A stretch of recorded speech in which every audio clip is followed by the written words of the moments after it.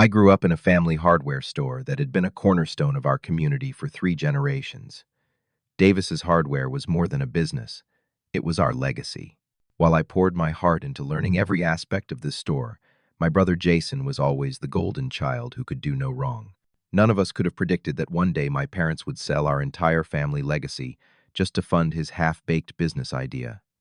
If you are watching this, let me know where you are tuning in from. Hit that like and subscribe button, and stick around to find out how I rebuilt my life after my family tried to take that from me too. The familiar bell chime above the entrance of Davis's Hardware welcomed customers every single day since my grandfather opened the doors in 1965. That sound was one of my earliest memories. The store occupied a brick building on Main Street, its weathered sign a landmark in our town of 40,000 people. Inside, the comforting smell of fresh-cut wood metal tools and the special cleaning solution my grandfather insisted on using created an atmosphere that felt like home. As a child, I spent countless hours watching my grandfather and father help neighbors fix everything from leaky faucets to broken screen doors. By age 8, I could identify most common tools and hardware parts. By 12, I was working the register on weekends. My grandfather would ruffle my hair and say, "Davis has the touch. He understands this business like he was born for it." My brother Jason was 5 years older and received a different kind of attention. Where I was praised for helping around the store, Jason was praised simply for existing. My father Frank would boast about Jason to customers even when his report cards showed average grades. "Jason is going to take this place to the next level someday," Dad would say while I stocked shelves nearby invisible despite my straight A's. My mother Linda was even more protective of Jason. When teachers sent notes home about him skipping class or not completing assignments, she would defend him ferociously. "Jason is too creative for traditional schooling," she would explain, while my academic achievements were simply expected, not celebrated. The favoritism continued throughout our childhood. When I won a state business competition in high school, my parents attended but spent most of the ceremony talking about how Jason had just been accepted to state university with barely passing grades. My accomplishments always seemed to exist in his shadow. Despite this dynamic, I loved the store. I learned inventory management, customer service accounting, and marketing simply by observing and helping. Each summer and holiday break through high school, I worked full-time hours, soaking up knowledge like a sponge. I watched regular customers age, helped them select tools for projects, and built relationships that spanned years. The hardware store was in my blood. Jason, meanwhile, showed little interest in the family business. He complained about the smell, the dust, and the boring customers. During his rare shifts, he would text friends or disappear to the storage room. My father made excuses. "Jason is thinking big picture. He is not meant for the day-to-day operations." When I earned a full scholarship to study business at a prestigious university 3 states away, my parents acknowledged it with polite congratulations, but quickly changed the subject to Jason's fraternity activities. Despite the painful lack of recognition, I excelled in my studies, taking extra courses in small business management and digital marketing with the store always in mind. During school breaks, I returned home and implemented small improvements at the store. I created a basic inventory spreadsheet that saved hours of manual counting. I designed promotional flyers that brought in new customers. My father would nod with mild approval, while my mother would ask if these changes were really necessary. Meanwhile, Jason graduated with a business degree after 6 years of mediocre performance. He cycled through several jobs after college: insurance, sales, car dealership, restaurant management. None lasted more than 6 months. Each time he quit or was fired, my parents consoled him. "Those companies just did not recognize your potential," they would say. By the time I graduated summa cum laude with my business degree, I had already mapped out a detailed modernization plan for Davis's Hardware. I returned home full of enthusiasm, ready to help take our family legacy into the future, unaware that the foundation of everything I believed in was about to crumble beneath my feet. With my degree still fresh in hand, I returned home ready to revitalize our family store. The retail landscape was changing rapidly, and small businesses needed to adapt or perish. I spent my first week back creating a comprehensive presentation for my parents, outlining 3 key improvements that would secure our future. "We need an inventory management system that tracks real-time stock levels." I explained at our family dinner table laptop open to my carefully prepared slides. We can reduce costs by 15% and never disappoint customers with out-of-stock items. My second proposal involved creating an online store presence. 80% of consumers research products online before buying. We are invisible to them right now. Finally, I suggested adding an in-home consultation service for larger projects. We can charge a premium for personalized advice, building deeper relationships with customers while increasing average sale value. My father scratched his chin, frowning slightly. That sounds expensive, Davis. We have been doing fine with paper inventory for 50 years. Why fix what is not broken? My mother was more direct. All these computers and websites seem unnecessarily complicated. People come to hardware stores in person. Before I could counter their objections, the front door slammed open. Jason burst in radiating excitement I had not seen from him in years. Family meeting, I have got huge news. My parents immediately perked up. What is it, honey? My mother asked, pushing my laptop aside to make room for Jason at the table. I have figured it out, he announced dramatically. The perfect business opportunity that will make us all rich. Just like that, my carefully researched proposals were forgotten as Jason launched into his revolutionary business idea, a high-end organic grocery store called Pure Harvest Market. People are obsessed with healthy eating now, Jason explained, pacing around the kitchen. They will pay triple the price for organic, locally sourced products. We will have a juice bar, prepared meals, and exclusive imported items you cannot get anywhere else. My parents listened, entranced, as Jason detailed his vision for modern decor, premium pricing, and the shopping experience of the future. I sat silently observing the starry-eyed way they received his ideas versus the lukewarm response to mine. How much would you need to start? My father asked eagerly. Jason did not hesitate. $120,000 for the first location. We will make it back within a year guaranteed. I nearly choked. That is more than our store clears in 2 years. Where would that money even come from? Jason shot me an annoyed look. That is the beauty of it. We already have a valuable asset, the hardware store. A heavy silence fell over the room as his implication became clear. You want to sell the family business. 3 generations of work, I asked incredulously. My father cleared his throat. We would not be selling immediately. We need to discuss this as a family. But I could see in his eyes that he was already considering it. My mother was nodding along, clearly supportive of Jason's proposal. Have you done any market research? I asked Jason. The organic grocery space is incredibly competitive and oversaturated. Whole Foods, Sprouts, and local co-ops already dominate the market. Jason rolled his eyes. That just proves the demand is there. What about the location? Commercial real estate for food retail is expensive and requires specific zoning. I found the perfect spot in the new development across town, Jason replied smugly. It is practically a steal at $7,000 per month. I nearly fell out of my chair. $7,000 monthly rent. And you think that is a steal? That is almost triple what we pay for the hardware store. My parents exchanged glances. Jason knows what he is doing, my mother said firmly. He has a business degree. So do I reminded her. With honors and actual retail experience. My father raised his hand to silence me. Davis, I think you are just jealous that Jason has come up with such an innovative idea. We should be supportive. The conversation devolved from there with my practical questions dismissed as negativity. I went to bed that night with a sick feeling in my stomach, but convinced myself my parents would never actually sell the store that had been in our family for generations. 3 weeks later, I was searching online for some equipment pricing when I stumbled across a business listing that made my blood run cold. There was our store, Davis's Hardware, listed for sale at $150,000, described as a turnkey opportunity with loyal customer base. The listing had been active for 2 weeks. I printed the page and confronted my parents that evening. Were you even going to tell me? My father had the decency to look ashamed.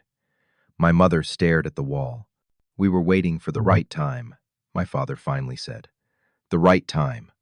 Like after you had already sold it. My voice cracked with emotion. This store is my heritage, too. I have worked here my entire life, preparing to take over someday.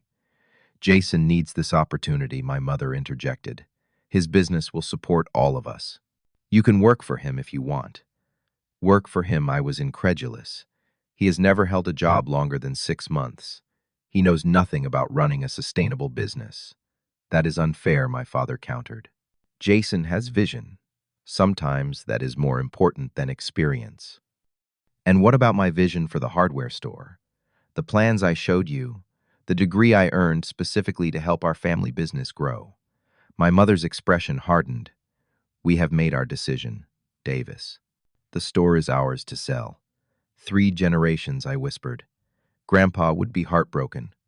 Your grandfather would understand taking risks for family, my father said firmly, though I could see doubt flicker across his face. A month later, I watched strangers load our store's inventory into trucks. The new owners, a middle-aged couple from another state, were polite but businesslike. They had plans to turn it into a discount furniture outlet. My parents received $150,000 for the hardware store.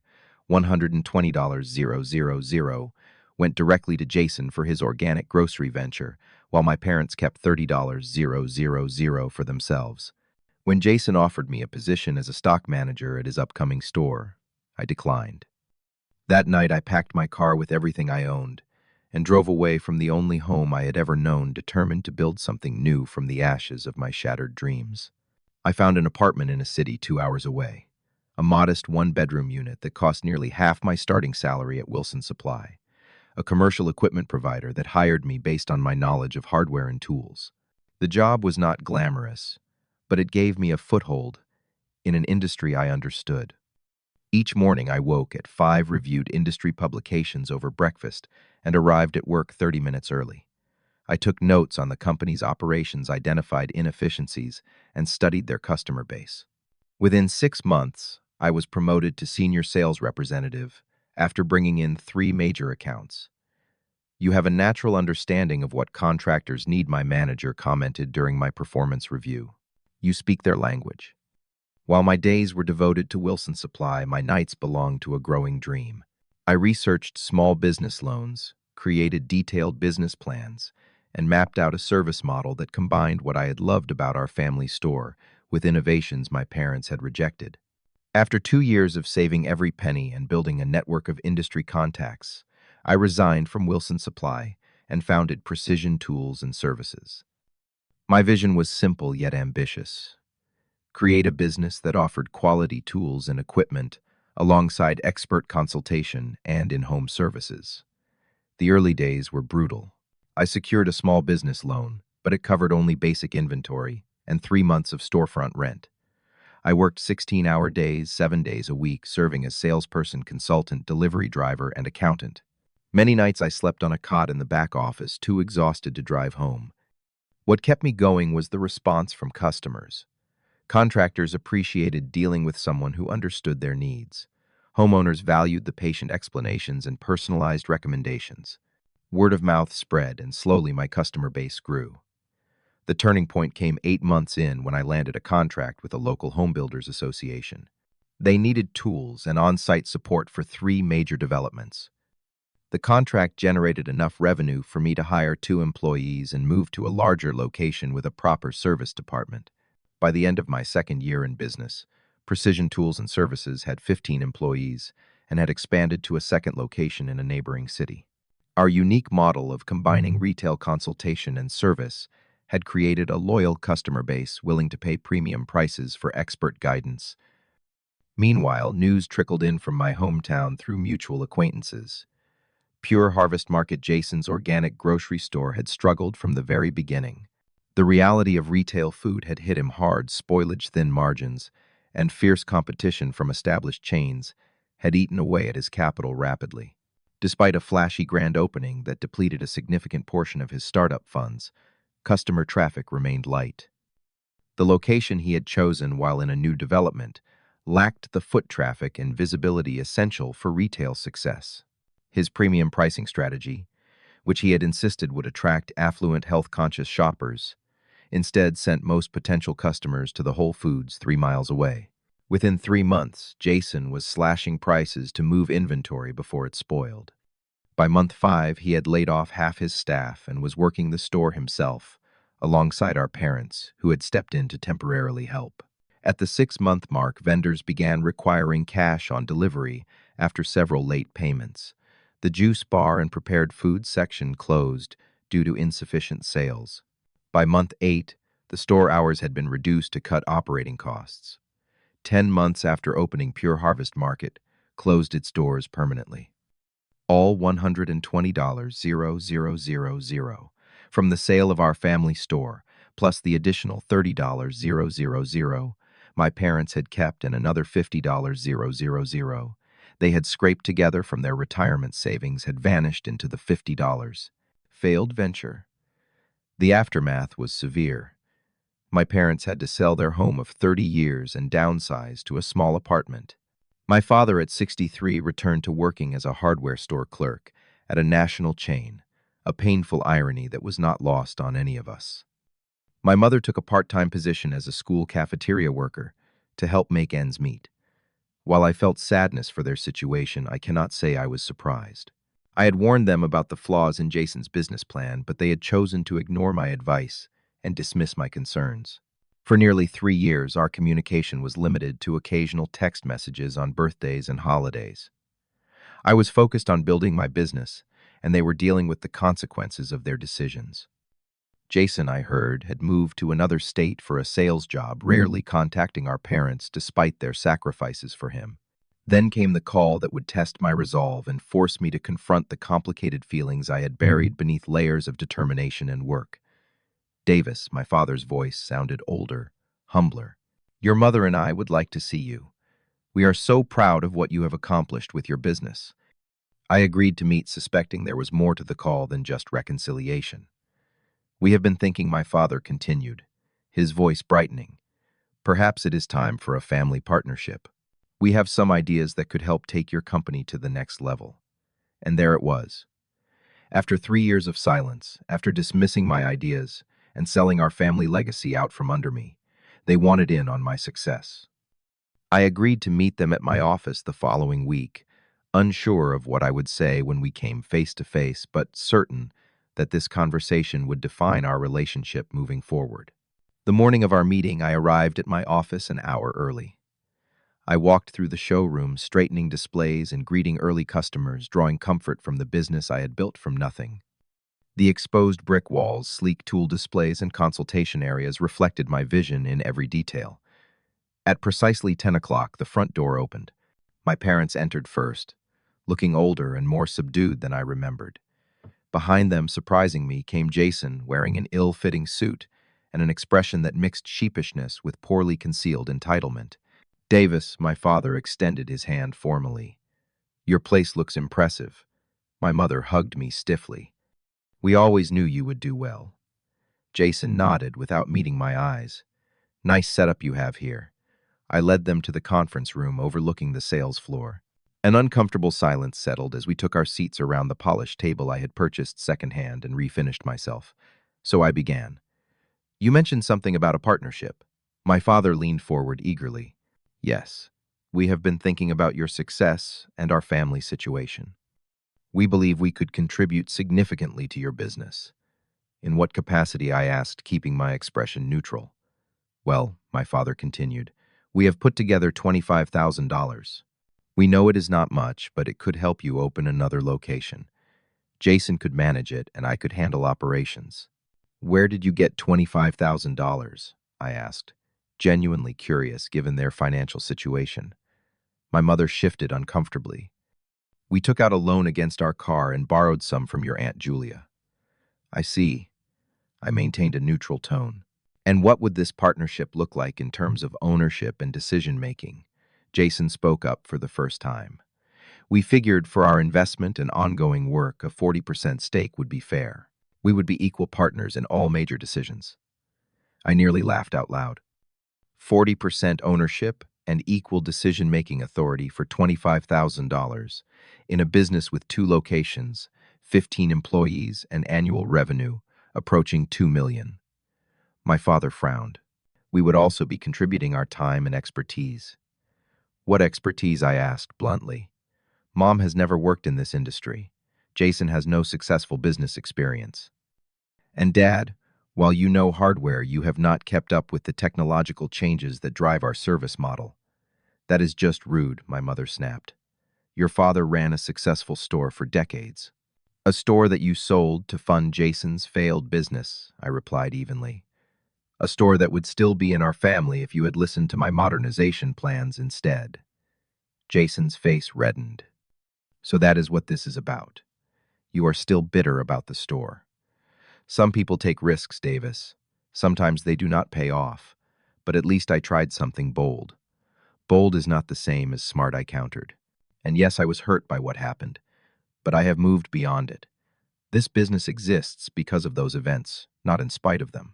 I stood up and walked to the window, watching my employees assist customers on the sales floor below. 3 years of 16-hour days of risk-taking, of learning from mistakes, had built this. It was mine in a way the family store never would have been. I cannot accept your proposal, I said, finally turning back to face them. But I have a counteroffer. Their expressions ranged from disappointment to indignation. Dad, if you want to work here, I can offer you a position as a part-time sales advisor. Standard wages, no ownership stake. You would start like any other employee, learning our systems and approaches. My father's face flushed. After everything I taught you about hardware, you would have me start at the bottom. I am offering you a position based on current, relevant skills, not past history. My mother stood up angrily. This is how you treat family. We raised you. Yes, and then you sold our family legacy without consulting me, dismissed my business advice, and now want to buy into my success after contributing nothing to it. Jason pushed back his chair roughly. I knew this was a waste of time. You were always selfish, Davis. Now you have a chance to help your family, and you refuse. I remained calm. I am offering help, just not the kind you want. I will not compromise the business I have built, or the people who depend on me for their livelihoods. They left in anger. My father shaking his head, my mother in tears, Jason muttering about family loyalty. I watched them drive away, feeling a mixture of sadness and certainty that I had made the right decision. 6 months passed. Precision Tools and Services opened its third location, and our revenue increased by 40%. I hired an operations manager to handle day-to-day details so I could focus on strategic growth. A cousin called to update me on family matters. My parents were still struggling financially. My father was working 2 part-time jobs. Jason had moved again, cycling through another failed position. After much reflection, I called my father and offered him the advisor position again, this time with specific hours that would accommodate his other job. After initial resistance, financial necessity eventually won out, and he accepted. The first weeks were awkward. He bristled at having to learn new systems and taking direction from managers half his age. But gradually, as he observed our operations and saw the loyal customer base we had built, his attitude softened. You really thought of everything, he commented one day after watching me walk a first-time homeowner through tool options for a kitchen renovation. The consultation approach builds tremendous trust. Small conversations led to deeper ones. During a rare lunch together 3 months into his employment, my father finally said the words I had been waiting for. We were wrong about the store, Davis, and about Jason's business. We should have listened to you.